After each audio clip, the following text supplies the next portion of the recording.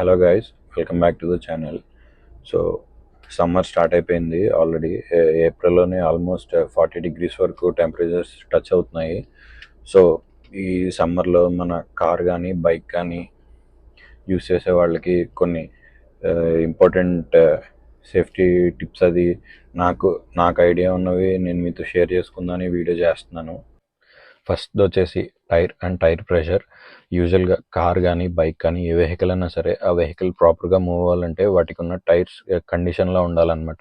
యూజువల్గా ఈ టైర్స్కి వచ్చేసరికి ఉంటుందంటే మనం లోకల్లో తిరిగే వెహికల్స్కి పెద్ద ప్రాబ్లమాటిక్గా ఉండకపోవచ్చు, కానీ కొంచెం లాంగ్ డిస్టెన్సెస్ కానీ మోర్ దెన్ 100 అలా ట్రావెల్ చేసే వాళ్ళకి ఏంటంటే హైవేస్ మీద అవ్వచ్చు, మన రోడ్స్ ఎప్పుడూ రోడ్ నీట్గా ఉండాలని ఉండదు, కొన్ని అన్ఈవెన్ రోడ్స్ ఉంటూ ఉంటాయి, చాలా ఉంటుంది. వాటిలో ఏంటంటే ఈ రాళ్ళు టైర్ ఎడ్జెస్ దగ్గర కట్ అయిపోవడం కానీ స్పీడింగ్ వల్ల, లేకపోతే దెబ్బ తగలడం వల్ల ఎయిర్ బబుల్స్ లాంటివి ఫామ్ అయిపోతూ ఉంటాయి. నేను ఈ ఫొటోస్ కూడా యాడ్ చేస్తాను మీకు. సో వాటి వల్ల ఉంటుందంటే సమ్మర్లో రోడ్స్ ఈ తార్ రోడ్ కానీ సిమెంట్ రోడ్ కానీ కంటిన్యూగా ఆ సన్కి ఎక్స్పోజ్ అవ్వటం వల్ల ఓవర్ హీట్ అయిపోతూ ఉంటాయి అన్నమాట. ఆ ఓవర్ హీట్ అయిపోవడం వల్ల ఈ కట్స్ కానీ ఈ బబుల్స్ కానీ ఉన్నప్పుడు ఎప్పుడన్నా ఓవర్ స్పీడింగ్లో ఈ టైర్ బ్లాస్ట్ అయిపోయే ఛాన్సెస్ ఉంటుంది. సో ఈ టైర్స్ ఎప్పుడు ప్రాపర్గా లాంగ్ డిస్టెన్సెస్ మీరన్నా ఈ సమ్మర్లో ట్రావెల్ చేయాలనుకుంటే అట్లీస్ట్ ఒక 100 ఆర్ మోర్ దెన్ 100 kilometers మీరు ట్రావెల్ చేయాలనుకున్నప్పుడు ఒకసారి ప్రాపర్గా కార్కున్న 4 టైర్స్ కానీ బండి ఫ్రంట్ వీల్ కానీ రేర్ వీల్ కానీ ప్రాపర్గా కండిషన్ ఉందా లేదా అనేది చెక్ చేసుకుంటూ ఉండండి. అండ్ దీంతోపాటు టైర్ ప్రెషర్ కూడా చాలా ఇంపార్టెంట్ అనమాట. టైర్ ప్రెషర్ అనేది యూజువల్గా పిఎస్ఐలో క్యాల్కులేట్ చేస్తారు. పిఎస్ఐ ఏంటంటే pound force per square inch అనమాట. సో యూజువలీ ఒక్కొక్క tyre depends on the car కానీ బైక్ కానీ ఆ వెహికల్కి వచ్చే ఆ టైర్ సైజ్ బట్టి ఈ పిఎస్ఐ అనేది యూజువల్గా డిఫర్ అవుతూ ఉంటుంది. సపోజ్ ఇది టాటా నెక్సాన్, దీనికి 32 PSI ఉండాలి ఒక్కొక్క వీల్కి. సో యూజువల్గా ఈ సమ్మర్లో ఏంటంటే ఈ టైర్ ప్రెషర్ అనేది లాంగ్ ట్రావెల్ చేసే వాళ్ళకి టైర్స్లో ప్రెషర్ పెరిగిపోతూ ఉంటుంది ఈ ఎక్స్టర్నల్ హీట్ వల్ల. సో దానివల్ల ఎప్పుడన్నా బై మిస్టేక్ టైర్ బ్లాస్ట్ అవటం లాంటిది ఉంటుంది. సో రెగ్యులర్గా లాంగ్ ట్రావెల్ చేసేవాళ్ళు టైర్ ప్రెషర్ ఎంత ఉంది అనేది మానిటర్ చేసుకుంటూ ఉండండి.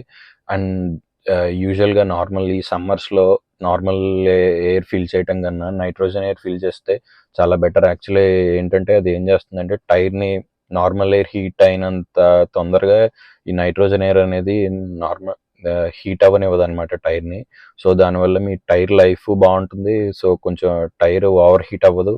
సో టైర్ బటన్ కూడా మీకు లాంగ్ రన్ వస్తుంది. కొంచెం ఇప్పుడు for suppose normal air use చేసే వాళ్ళకి నేను జస్ట్ అప్రాక్సిమేట్లీ చెప్తున్నాను, టైర్ ఒక 35,000 వస్తే నైట్రోజన్ యూస్ చేసే వాళ్ళకి ఆల్మోస్ట్ 38 to 39,000 వరకు కూడా ఒక 3-4,000 మినిమం యూజువల్గా టైర్ లైఫ్ అనేది పెరుగుతుంది.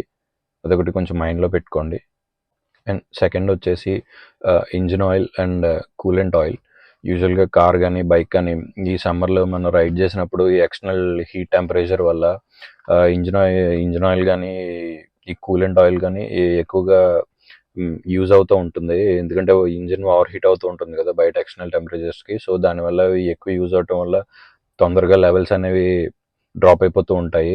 సో అలా డ్రాప్ అయిపోవటం వల్ల ఇంజిన్ మీద ప్రెషర్ పడిపోతూ ఉంటుంది. ఎప్పుడన్నా మీరు లాంగ్ వెళ్ళాల్సి వచ్చినప్పుడు ఎక్కడన్నా బ్రేక్ డౌన్ అయ్యే ఛాన్సెస్ ఉంటాయి. సో రెగ్యులర్గా ఈ సమ్మర్ ఈ 3 months రెగ్యులర్గా ఈ లెవెల్స్ అన్నీ చెక్ చేసుకుని టాప్అప్ చేయించుకోవడం లాంటివి రెగ్యులర్గా మానిటర్ చేసుకుంటూ ఉండండి.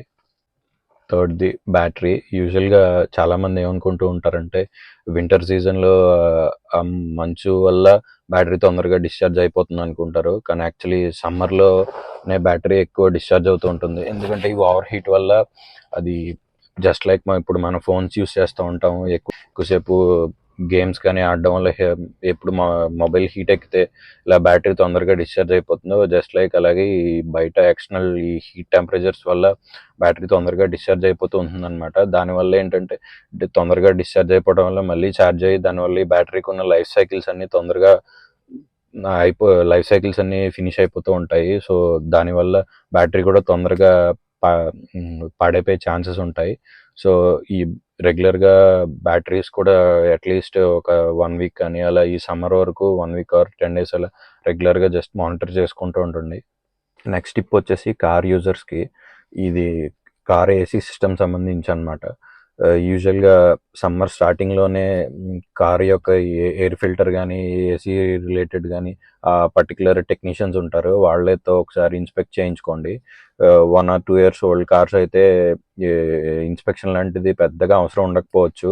బాగా డస్టీ ఏరియాస్లో తిరిగే వాళ్ళైతే దానికి ఏసీకి ఒక ఫిల్టర్ వస్తుంది, ఆ ఫిల్టర్ ఒకసారి చెక్ చేసుకోండి. అది ఒక్కొక్కసారి బాగా డస్ట్ పట్టేసినప్పుడు అది క్లీనింగ్ కూడా కుదరదు అనమాట ఫిల్టర్. సో అలాంటి కండిషన్స్లో ఆ ఫిల్టర్ మార్చుకుంటే సరిపోతుంది. ఒక 4 years old 5 years old cars లాంటివి అయితే ఏసీ టెక్నీషియన్తో ఒకసారి చెక్ చేయించుకుంటే దానికి సంబంధించి గ్యాస్ లెవెల్స్ కానీ అన్నీ కరెక్ట్గా ఉన్నాయా లేదా, దానికి సంబంధించిన రేడియేటర్ అన్ని బాగానే ఉందా లేదా అనేది వాళ్ళు చెక్ చేస్తారు. సో మీకు అలాంటి ప్రాపర్గా వాళ్ళతో చెక్ చేయించుకోవటం వల్ల మీకు ఏసీ కండిషన్ అంతా బాగుంటుంది. సో మీరు ఎప్పుడన్నా బయట ఎండలో వెళ్ళాల్సి వచ్చినప్పుడు మీకు ప్రాబ్లం అవ్వదు. నెక్స్ట్ వచ్చేసి చాలా ఇంపార్టెంట్ టిప్ అనమాట.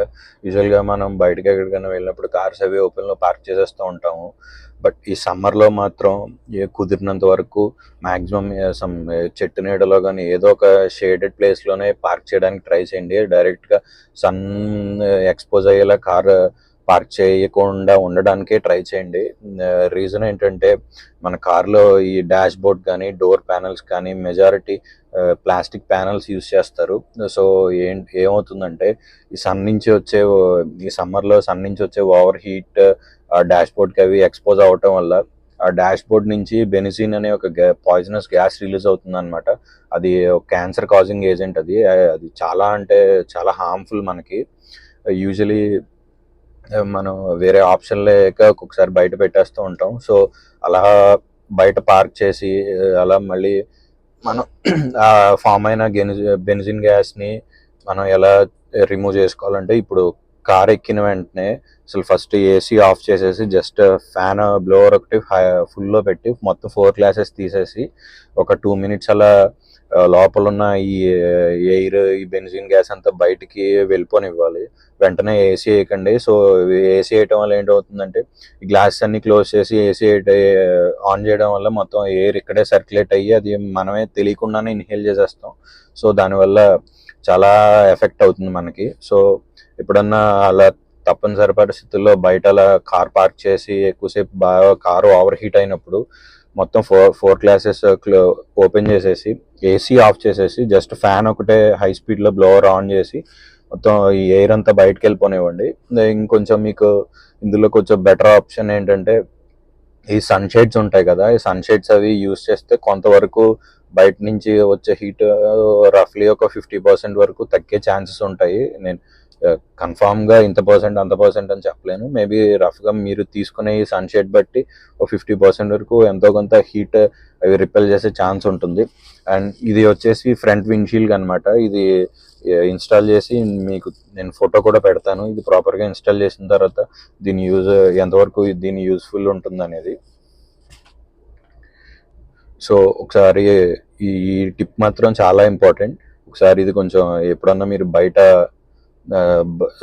సన్లో కానీ కార్ అది పార్క్ చేయాల్సి వచ్చినప్పుడు ఇది కొంచెం మైండ్లో పెట్టుకోండి. ఎక్కిన ప్రాపర్గా కారు మళ్ళీ మీరు రిటర్న్ కార్ స్టార్ట్ చేసిన వెంటనే ఏసీ మాత్రం ఎప్పుడూ ఆన్ చేయొద్దు. సో ఇప్పుడు నేను చెప్పిన ఈ టిప్స్ అనేవి మీకు యూస్ఫుల్గా ఉంటాయనుకుంటున్నాను. ఈ టిప్స్ మీకు యూస్ఫుల్ అనిపిస్తే మన వీడియోని లైక్ చేసి షేర్ చేయండి. ఎవరైనా సబ్స్క్రైబ్ చేసుకొని వాళ్ళు ఉంటే సబ్స్క్రైబ్ చేసుకోండి. Thank you all.